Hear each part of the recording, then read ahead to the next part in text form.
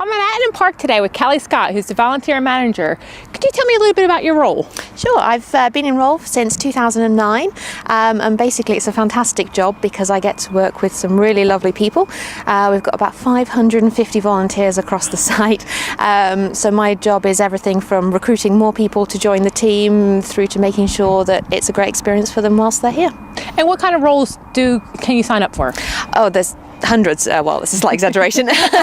We've got about 36 volunteer roles, everything from what you'd imagine a National Trust volunteer doing, so our room guides who are incredibly enthusiastic, chatting to visitors when they come round, welcoming visitors up in our stables, retail, catering, through to parkland gardeners, making sure the place back here right now looks at its best before we open in March, and then we have wardens who you very rarely see, but they're doing fantastic jobs out on the estate somewhere, hedge laying and restoration in the countryside. It's a rather large property to be taken care of, so I can imagine it takes a lot. How long have you been doing the role?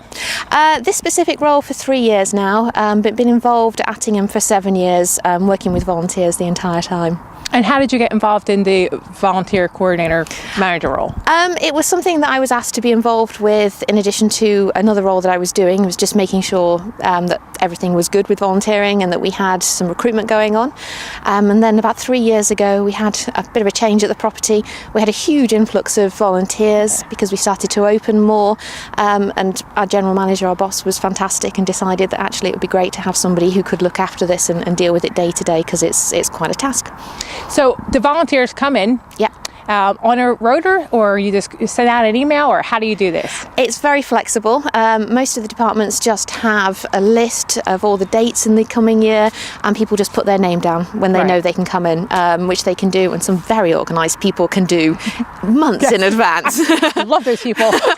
More people like me know what they're doing week to week, and occasionally we have to send out an email asking for extra help with things, big events that are coming up, and people are fantastic at sort of putting their hand up and saying, yep, I will stand in the rain and car park for you for 4 hours that day, that's fine. So, and what's the benefit? What do they get? There's loads of benefits to volunteering. I mean, there's what you imagine, the really good feel-good factor of doing something. There's, for those that like talking to people, you can meet hundreds of new people every day walking through the mansion or walking through the stables.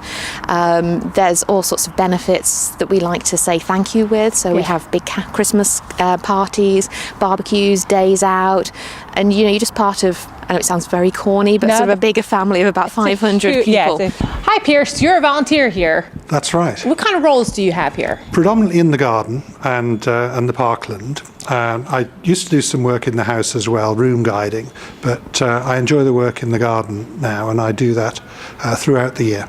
And how long have you been volunteering? About 2.5 years now. And what made you get involved? I had some free time.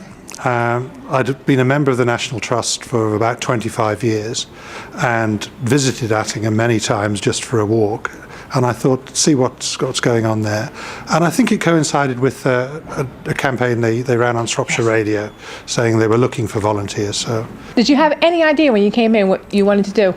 I thought I would like to work in the house, and it wasn't until I got here that I realised there were lots of opportunities for working in the ground. So as time's gone by, I've realised that's the thing that suits me best. To getting outside. Do you garden at home? I do a little. Okay, so you had an advantage there. But some of the people that volunteer here during the week are real experts on their subject: plant diseases, rare plants, plant funguses. They cover it all really. So I'm learning a lot. And you go with them and learn as you're on your job. That's right. How many hours do you give, or does it vary? It's just on Tuesdays for me, and I think that's the case for many volunteers. They just give 1 day a week, maybe 2. Could you tell us a little bit about the social media aspect of it, and how you got the volunteers involved with that?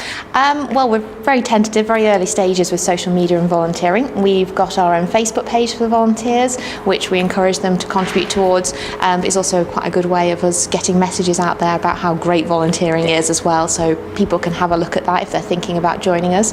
But ultimately, I think that the power of social media is yet to be exploited by volunteering, particularly here, and maybe be sort of wider than Attingham as well. But there are a lot of volunteers using it already. Oh yeah, we're up to about nearly 200 likes on Facebook, which is huge. Yeah. I think it was broken for me when I think she's 84-year-old volunteer said to me, "My daughter has requested to be my friend on Facebook." How ridiculous! Of course I'll be her friend. I mean, a lot of what the volunteers do is sort of on-the-job training. Yeah.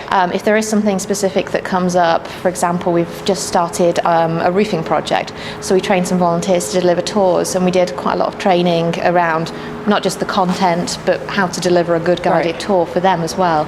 And every so often something really good crops up, so we did some actual digital media training and social media training in conjunction with the Herbert Gallery from Coventry. That's right, yes. And they came up to do that, and we had about 30 or 40 volunteers who were interested in doing that side of things. Let's talk about the role within the cultural sector and how we can try to get more volunteer coordinators talking to each other.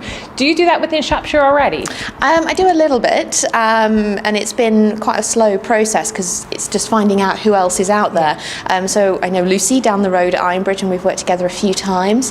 But one of the brilliant things I did a couple of years ago was go on a course for volunteer managers, was external to the National Trust, and I met quite a few people who work particularly in the Birmingham art galleries and museums, and make good links with the Shrewsbury Museum and their volunteer coordinator.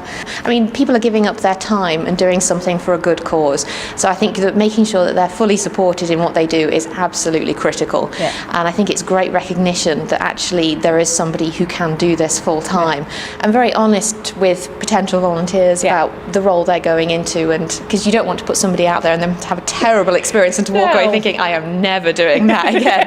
It's horrendous. Scar them for life. So there's all sorts of sort of nuances to it as well, which are. And what's your age range for volunteers? Oh, it's massive. We range everything from sort of 15, 16, and quite a few of those have come to do work experience as part of their school curriculum, and then want to stay on as volunteers, which is fantastic.